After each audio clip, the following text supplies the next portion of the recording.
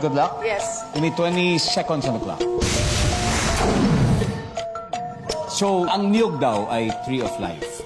Anong parte ng punong niyog ang nagamit niyo na sa bahay? Go. Yung balat. Tagalog word na pang-describe sa ilong ng tao. Malapad. Sport na ang gamit ay maliit na bola. Tennis. Bukod sa leon, pwede kang lapain ng anong hayop. Tigre. Magbigay ng isang blood type. O. Let's go, Michelle. Ang niyog daw ay tree of life.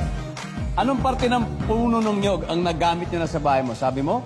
Balat or husk? Balat. Balat. Balat, yes. Referring to yung yung bunot. Di ba? Yung bunot. Sige. Nandiyan ba ang bunot? Bale. Saan kayo nakatira? Tagalog word na pang-describe sa ilong ng tao. Sabi mo malapad. Ang sabi ng survey, boom!